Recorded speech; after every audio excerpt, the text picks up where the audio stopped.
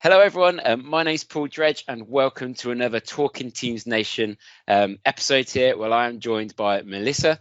We're going to be getting to know her a little bit, finding about what she's talking about at Teams Nation, and get a bit of insight into who she is. So, hello and welcome, Melissa. How are you today? Hey, thank you for having me. It's a chilly morning here in Northern Virginia. So hello, thanks for having me. Not a problem at all. It's good to have you on board. It's great to have you here to give everyone a little bit of introduction to who you are. So do you want to start with that and explain who you are, what you do for a job, and so on? Sure. So I'm Melissa Hubbard, and I am a Teams technical specialist currently for Microsoft. I've been doing that for about 2 years. I'm located in the Northeast region of the U.S. And so as a Teams technical specialist, really my primary focus is to help customers, realize the value of M365, especially around the modern work suite of products. And this year we've been heavily focused on Teams meetings, Teams calling, things to help enable for the hybrid workplace. But then also on Viva, since it's our new employee experience platform that is really meant to also help with the hybrid work experience and keep people connected in these difficult times. Prior to that, I was a consultant mainly focused on SharePoint and Teams. I have a pretty deep SharePoint consulting experience. So I am really excited. This will actually at Teams Nation be my first time giving a SharePoint-based session. I've always spoken on Microsoft Teams and Power Automate. So I'm pretty pumped for that. Oh, awesome stuff. And it's funny you said about the SharePoint thing. I see a lot of background around SharePoint, but it's sort of as technology's evolved, SharePoint sort of got not parked, let's say, but people went onto Teams, did a lot more around Teams, around Power, let's say Power Platform and so on like that. But then we're seeing SharePoint come back. I'm seeing that a lot in my work and the community stuff I do. That SharePoint is now, it's not becoming that dark art that no one wants to really talk about. It's now coming to the forefront of everything. I don't know if you're seeing the same in the role you're in. Yeah, definitely. I mean, SharePoint never went anywhere. It was behind the scenes working its magic, in Teams and other products as well. But with Viva, it kind of has been reinvigorated because it really is, right in the center of things, and is administrated. Viva Topics, which is the session I'm going to be giving, how to turn content into knowledge with Viva Topics. It's really, you're managing it in SharePoint. A lot of the work and magic is happening in SharePoint. Amazing. I mean, so straight onto your session there. So what would people expect then attending your session at Teams Nation? Yeah, so I am going to, my hope is that the attendees by the end of it will just have a really good baseline knowledge about what Viva Topics is and the value that it has for people working in an organization that need to learn while they're on the job. And I'm going to go into the administration of it a bit as well, how to manage it, and also just some ideas for use cases and ways to get started with pilots and proof of concepts. Just I want to get the gears going. It's I believe a 30-minute session, so I'm going to touch upon everything. And yeah, that's my hope.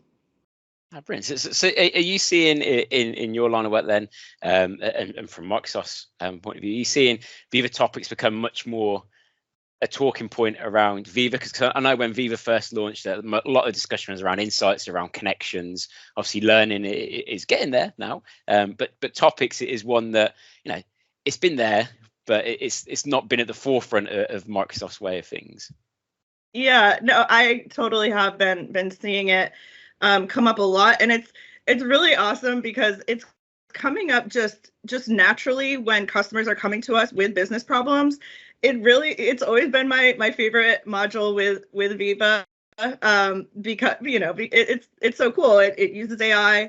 It saves people a ton of time. Like coming from a SharePoint consulting background and helping with content management and knowledge management, watching Viva Topics be able to take content from within SharePoint, create these topic pages, connect you with knowledge experts, bring you any documents that you need that are related to that, all using the permissions and um, tools, security tools that come with M365, just the amount of sheer time savings. So customers are coming to us with business problems, not asking about Viva topics specifically, but it really has been just solving a lot of issues for customers. So it's been really, really, really cool to be part of it, especially so early on in the product.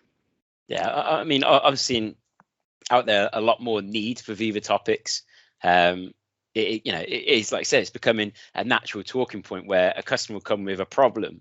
And like I said, they're not coming saying, oh, we want Viva topics because we know it's going to solve this problem. They're coming to say, we've got this problem. It's like, well, Viva topics solves that. Let's talk about Viva topics. So yeah, it's good. It's definitely coming on from the first launch. And like I said, I see it a lot more, and I'm sure you're seeing a hell of a lot more than what I am. Brilliant. So Teams Nation obviously isn't your first public speaking event. Have you been doing public speaking for some time now? I have.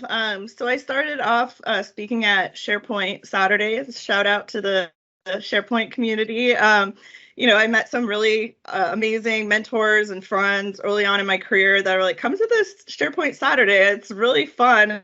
And in my mind back then, I was younger and early in my career. I'm like, this is fun on a Saturday. And then I went to my first one. I was like, this is amazing. I learned so much, and I met so many like-minded people, just all types of, amazing people who now I, work at Microsoft that the community has just been crazy awesome.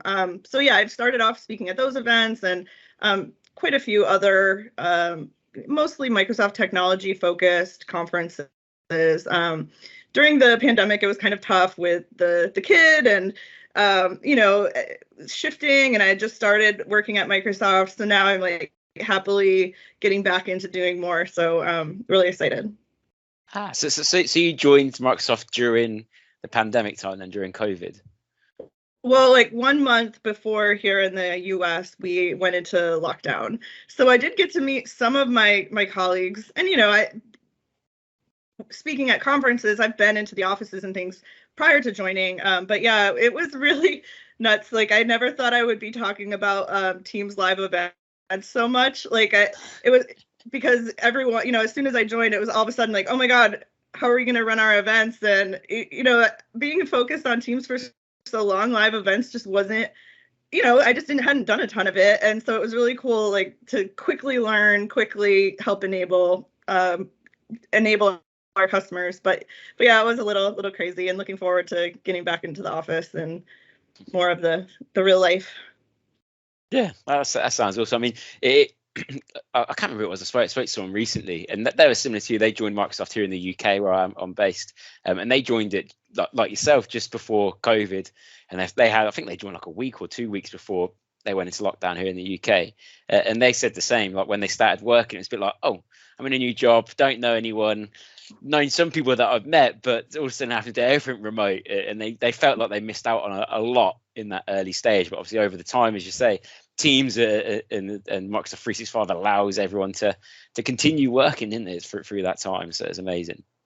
Yeah. And again, not to keep plugging Viva topics, but it is, top of my mind right now, since that's the session I'm giving, that ability to be able to learn on the job, and, you're not sitting next to someone where you can just say, hey, what is this acronym? What is this project? And having it be able to surface within Teams where you're working, like that's just one example. But those tools to make things easier and to keep us connected have just been so important. Yeah, most definitely. I don't know where we'd be for this pandemic if we didn't have the tools around us that we could use. Okay, so we spoke a little bit about yourself. Spoke about your session at Teams Nation.